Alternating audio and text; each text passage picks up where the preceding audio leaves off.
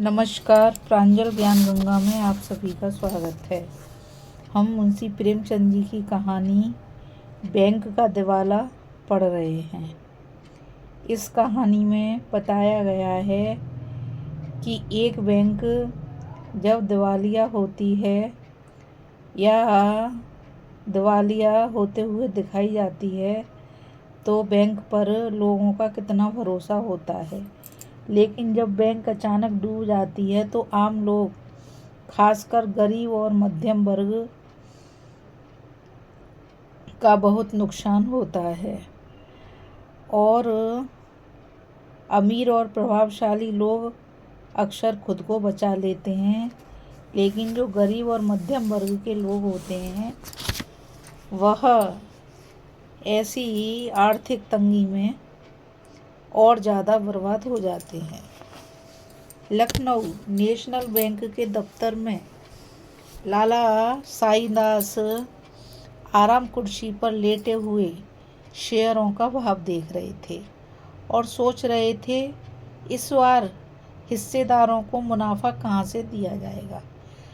चाय, कोयला या जूट के हिस्से खरीदने, चांदी, सोने या रुई का सट्टा करने का इरादा करते, लेकिन नुकसान के भय से कुछ तय न कर पाते थे। नाज के व्यापार में इस बार बड़ा घाटा रहा। हिस्सेदारों के ढाढ़स के लिए हानि लाभ का कल्पित ब्यौरा दिखाना पड़ा और नफा पूंजी से देना पड़ा। इससे फिर नाज के व्यापार में हाथ डालते जी कांपता था, पर रुपये को बेकार डाल रखना असंभव था।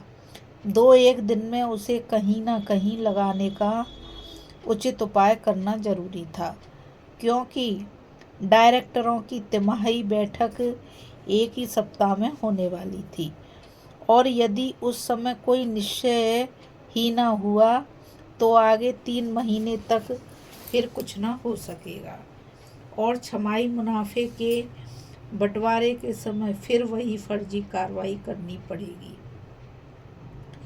जिसको बार बार सहन करना बैंक के लिए कठिन है। बहुत देर तक इस उलझन में पड़े रहने के बाद साईं दास ने घंटी बजाई। इस पर बगल के दूसरे कमरे से एक बंगाली बाबू ने सिर निकालकर झांका। साईं दास, ताजा स्टील कंपनी को एक पत्र लिख दीजिए कि अपना नया बैलेंस शीट भेज दे। बाबू बोले, उन लोगों को रुपया का गरज नहीं, चिट्ठी का जवाब नहीं देता। साईं दास बोले, अच्छा, नागपुर की स्वदेशी मिल को लिख दीजिए। बाबू बोले, उसका कारोबार अच्छा नहीं है, अभी उसके मजदूरों ने हड़ताल किया था, 2 महीना तक मिल बंद रहा। साईं दास बोले, अजी तो कहीं लिखो भी, तुम्हारी समझ में सारी दुनिया बेईमानों से भरी है। बाबा, लिखने को तो हम सब जगह लिख दें, मगर खाली लिख देने से तो कुछ लाभ नहीं होता। लाला साईं दास अपनी कुल प्रतिष्ठा और मर्यादा के कारण बैंक के मैनेजिंग डायरेक्टर हो गए थे, पर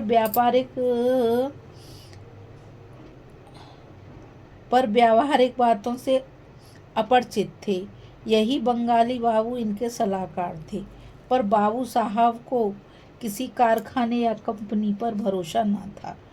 इन्हीं के अविश्वास के कारण पिछले साल बैंक का 1 रुपया संदूक से बाहर न निकल सका था और अब वही रंग फिर दिखाई देता था। साईं दास को इस कठिनाई से बचने का कोई उपाय न सूझता था, न इतनी हिम्मत थी कि अपने भरोसे किसी व्यापार में हाथ डालें। बेचैनी की दशा में उठकर कमरे में टहलने लगे कि दरबान ने आकर खबर दी, बरहल की महारानी की सवारी आई है। भाग दो। लाला साईं दास चौंक पड़े। बरहल की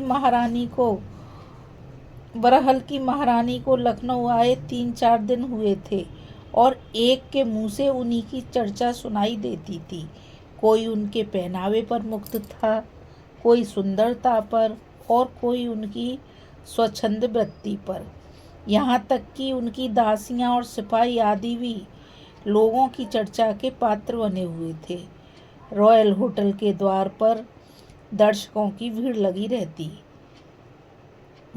रहती है। कितने ही शौकीन बेफिक्रे लोग इतर फरोश बजाज या तमाकूगर का भेष धरकर उनका दर्शन कर चुके थे।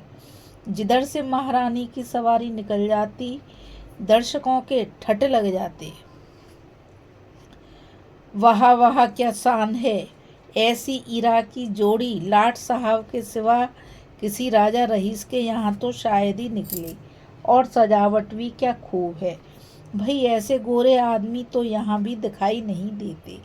यहाँ के रईस तो मृगांक, चंद्रोदय और ईश्वर जाने क्या क्या खाक वाला खाते हैं, पर किसी के बदन पर तेज या प्रकाश का नाम नहीं। ये लोग न जाने क्या भोजन करते हैं और किस कुएं का पानी पीते हैं कि जिसे देखिए ताज़ा सेब बना हुआ है। यह सब जलवायु का प्रभाव है। बरहल उत्तर दिशा में नेपाल के समीप अंग्रेजी राज्य में एक रियासत थी। यद्यपि जनता उसे बहुत मालदार समझती थी, पर वास्तव में उस रियासत की आमदनी 2 लाख से अधिक ना थी। हाँ, क्षेत्रफल बहुत विस्तृत था। बहुत भूमि ऊसर और उजाड़ थी। बसा हुआ भाग भी पहाड़ी और बंजर था। जमीन बहुत सस्ती उठती थी। लाला साईं दास ने तुरंत अलगनी से रेशमी सूट उतार कर पहन लिया और मेज पर आकर शान से बैठ गए, मानो राजा रानियों का यहाँ आना कोई साधारण बात है। दफ्तर के क्लर्क भी संभल गए। सारे बैंक में सन्नाटे की हलचल पैदा हो गई। दरबान ने पगड़ी संभाली, चौकीदार ने तलवार निकाली और अपने स्थान पर खड़ा हो गया। पंखा कुली की मीठी नींद भी टूटी और बंगाली बाबू महारानी के स्वागत के लिए दफ्तर से बाहर निकले। साईं दास ने बाहरी ठाट तो बना लिया, किंतु चित्त आशा और भय से चंचल हो रहा था। एक रानी से व्यवहार करने का यह पहला ही अवसर था। घबराते थे कि बात करते बने या ना बने। रईसों का मिजाज आसमान पर होता है। मालूम नहीं मैं बात करने में कहीं चूक जाऊं। उन्हें इस समय अपने में एक कमी मालूम हो रही थी। वह राजसी नियमों से अनभिज्ञ थे।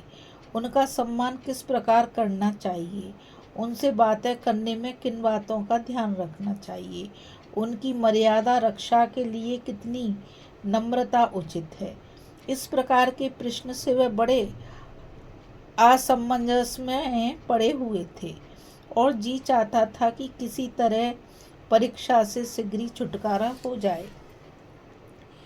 व्यापारियों, मामूली जमींदारों या रईसों से वह रुखाई और सफाई का बर्ताव किया करते थे और पढ़े लिखे सज्जनों से शील और शिष्टता का। उन अवसरों पर उन्हें किसी विशेष विचार की आवश्यकता न होती थी, पर इस समय बड़ी परेशानी हो रही थी, जैसे कोई लंकावासी तिब्बत में आ गया हो, जहाँ के रस्म रिवाज और बातचीत का उसे ज्ञान न हो। एकाएक उनकी दृष्टि घड़ी पर पड़ी। तीसरे पहर के 4 बज चुके थे, परंतु घड़ी अभी दोपहर की नींद में मग्न थी। तारीख की सुई ने दौड़ में समय को भी मात कर दिया था। वह जल्दी से उठे कि घड़ी को ठीक कर दें। इतने में महारानी का कमरे में पदार्पण हुआ। साईदास ने घड़ी को छोड़ा और महारानी के निकट जा बगल में खड़े हो गए। निश्चय न कर सके कि हाथ मिलाएं या झुककर सलाम करें। रानी जी ने स्वयं हाथ बढ़ाकर उन्हें इस उलझन से छुड़ाया। जब कुर्सियों पर बैठ गए तो रानी के प्राइवेट सेक्रेटरी ने व्यवहार की बातचीत शुरू की। बरहल की पुरानी गाथा सुनाने के बाद उसने उन उन्नतियों का वर्णन किया जो रानी साहब के प्रयत्न से हुई थी। इस समय नहरों की एक शाखा निकालने के लिए 10 लाख रुपयों की आवश्यकता थी, परंतु उन्होंने एक हिंदुस्तानी बैंक से ही व्यवहार करना अच्छा समझा। अब यह निर्णय नेशनल बैंक के हाथ में था कि वह इस अवसर से लाभ उठाना चाहता है या नहीं। बंगाली बाबू, हम रुपया दे सकता है मगर कागज पत्तर देखे बिना कुछ नहीं कर सकता। सेक्रेटरी, आप कोई जमानत चाहते हैं? साईंदास उदारता से बोले, महाशय, जमानत के लिए आपकी जवान ही काफ़ी है। बंगाली बाबू, आपके पास रियासत का कोई हिसाब किताब है? लाला साईंदास को अपने हेड क्लर्क का दुनियादारी का बर्ताव अच्छा न लगता था। वह इस समय उदारता के नशे में चूर थे। महारानी की सूरत ही पक्की जमानत थी। उनके सामने कागज और हिसाब का वर्णन करना बनियापन जान पड़ता था, जिससे अविश्वास की गंध आती थी। महिलाओं के मामले में हम शील और संकोच के पुतले बन जाते हैं। साईंदास बंगाली बाबू की ओर क्रूर कठोर दृष्टि से देखकर बोले, कागजों की जांच कोई आवश्यक बात नहीं है, केवल हमको विश्वास होना चाहिए। बंगाली बाबू, डायरेक्टर लोग कभी ना मानेगा। साईंदास, हमको इसकी परवाह नहीं, हम अपनी जिम्मेदारी पर रुपए दे सकते हैं। रानी ने साईंदास की ओर कृतज्ञतापूर्ण दृष्टि से देखा। उनके होठों पर हल्की मुस्कुराहट दिखाई पड़ी, परंतु डायरेक्टरों ने हिसाब किताब आय व्यय देखना आवश्यक समझा और यह काम लाला साईंदास के सुपुर्द हुआ, क्योंकि और किसी को अपने काम में फुर्सत ना थी कि वह एक पूरे दफ्तर का मुआयना करता। साईंदास ने नियम पालन किया। 3-4 दिन तक हिसाब जांचते रहे, तब अपने इत्मीनान के अनुकूल रिपोर्ट लिखी। मामला तय हो गया, दस्तावेज लिखा गया, रुपए दे दिए गए। 9 रुपए सैकड़े ब्याज ठहरा। 3 साल तक बैंक के कारोबार में अच्छी उन्नति हुई। छठे महीने बिना कहे सुने 45,000 रुपयों की थैली दफ्तर में आ जाती। व्यवहारियों को 5 रुपये सैकड़े ब्याज दे दिया जाता। हिस्सेदारों को 7 रुपये सैकड़े लाभ था। साईंदास से सब लोग प्रसन्न थे। सब लोग उनकी सूझबूझ की प्रशंसा करते, यहाँ तक कि बंगाली बाबू भी धीरे धीरे उनके कायल होते जाते थे। साईंदास उनसे कहा करते थे, बाबूजी, विश्वास संसार से लुप्त ना हुआ है और ना होगा। सत्य पर विश्वास रखना प्रत्येक मनुष्य का धर्म है। जिस मनुष्य के चित्त से विश्वास जाता रहता है, उसे मृतक समझना चाहिए। उसे जान पड़ता है, मैं चारों ओर शत्रुओं से घिरा हुआ हूँ। बड़े से बड़े सिद्ध महात्मा भी उस रंगे सियार जान पड़ते हैं। सच्चे से सच्चे देश प्रेमी उसकी दृष्टि में अपनी प्रशंसा के भूखे ही ठहरते हैं। संसार उसे धोखे और छल से परिपूर्ण दिखाई देता है, यहाँ तक कि उसके मन से परमात्मा पर श्रद्धा और भक्ति लुप्त हो जाती है। एक प्रसिद्ध फिलासफर का कथन है कि प्रत्येक मनुष्य को जब तक कि उसके विरुद्ध कोई प्रत्यक्ष प्रमाण न पाओ, भला मानस समझो। वर्तमान शासन प्रथा इसी महत्वपूर्ण सिद्धांत पर गठित है और घृणा तो किसी से करनी ही नहीं चाहिए। हमारी आत्माएं पवित्र हैं, उनसे घृणा करना परमात्मा से घृणा करने के समान है। मैं यह नहीं कहता कि संसार में कपट छल है ही नहीं और बहुत अधिकता से है, परंतु उसका निवारण अविश्वास से नहीं, मानव चरित्र के ज्ञान से होता है और वह ईश्वर दत्त गुण है। मैं यह दावा तो नहीं करता, परंतु मुझे विश्वास है कि मैं मनुष्य को देखकर उसके आंतरिक भावों तक पहुंच जाता हूँ। कोई कितना भी वेश बदले, रंग रूप संवारे, परंतु मेरी अंतर्दृष्टि को धोखा नहीं दे सकता। यह भी ध्यान रखना चाहिए कि विश्वास से विश्वास उत्पन्न होता है और अविश्वास से अविश्वास। यह प्राकृतिक नियम है। जिस मनुष्य को आप शुरू से ही धूर्त, कपटी, दुर्जन समझ लेंगे, वह कभी आपसे निष्कपट व्यवहार न करेगा। वह एकाएक आपको नीचा दिखाने का प्रयत्न करेगा। इसके विपरीत आप एक चोर पर भी भरोसा करें तो वह आपका दास हो जाएगा। सारे संसार को लूटे परंतु आपको धोखा न दे।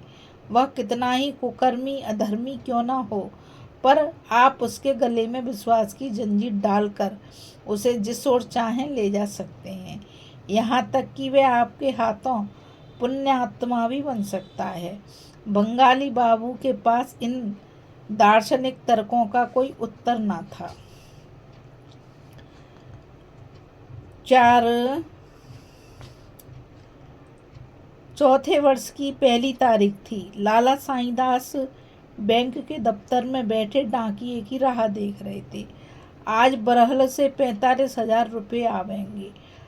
अब की इनका इरादा था कि कुछ सजावट के सामान और मोल ले लें।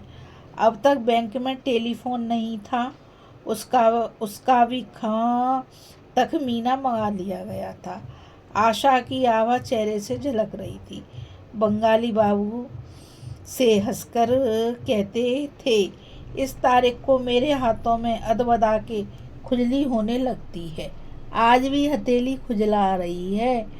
कभी दफ्तरी से कहते, अरे मियाँ शराफत, जरा सगुन तो विचारो, सिर्फ सूद ही सूद आ रहा है। यह दफ्तर वालों के लिए नजराना शुक्राना भी। आशा का प्रभाव कदाचित स्थान पर भी होता है। बैंक भी आज खुला हुआ दिखाई पड़ता था। डाकिया ठीक समय पर आया। साईंदास ने लापरवाही से उसकी ओर देखा। उसने अपनी थैली से कई रजिस्ट्री लिफाफे निकाले। साईंदास ने लिफाफों को उड़ती निगाहों से देखा। बरहल का कोई लिफाफा न था, न बीमा, न मोहर, न वह लिखावट। कुछ निराशा सी हुई। जी में आया डाकिये से पूछें, कोई रजिस्ट्री रह तो नहीं गई, पर रुक गए। दफ्तर के क्लर्कों के सामने इतना अधर्य अनुचित था, किंतु जब डाकिया चलने लगा तब उनसे रहा न गया। पूछ ही बैठे, अरे भाई, कोई बीमा का लिफाफा रह तो नहीं गया? आज उसे आना चाहिए था। डाकिये ने कहा, सरकार, भला ऐसी बात हो सकती है?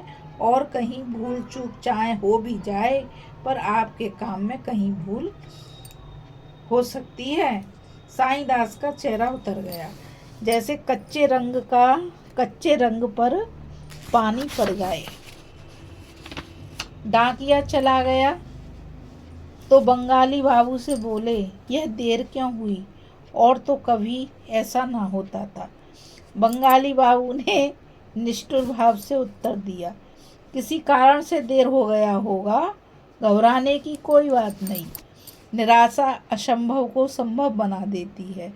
साईंदास को इस समय यह ख्याल हुआ कि कदाचित पार्सल से रुपये आते हों। हो सकता है 3,000 असरफियों का पार्सल करा दिया हो। यद्यपि इस विचार को औरों पर प्रकट करने का उन्हें साहस न हुआ, पर उन्हें यह आशा उस समय तक बनी रही जब तक पार्सल वाला डाकिया वापस नहीं गया। अंत में संध्या को वह बेचैनी की दशा में उठकर घर चले गए। अब खत या तार का इंतजार था। 2-3 बार झुझलाकर उठे, डांट कर पत्र लिखूं और साफ साफ कह दूं कि लेन देन के मामले में वादा पूरा न करना विश्वासघात है। एक दिन की देर भी बैंक के लिए घातक हो सकती है। इससे यह होगा फिर कभी ऐसी शिकायत करने का अवसर न मिलेगा। परंतु फिर कुछ सोचकर न लिखा। शाम हो गई, कई मित्र आ गए, गपशप होने लगी। इतने में पोस्टमैन ने शाम की डाक दी। यूँ वे पहले अखबारों को खोला करते थे, पर आज चिट्ठियाँ खोली, किंतु बरहल का कोई खत न था।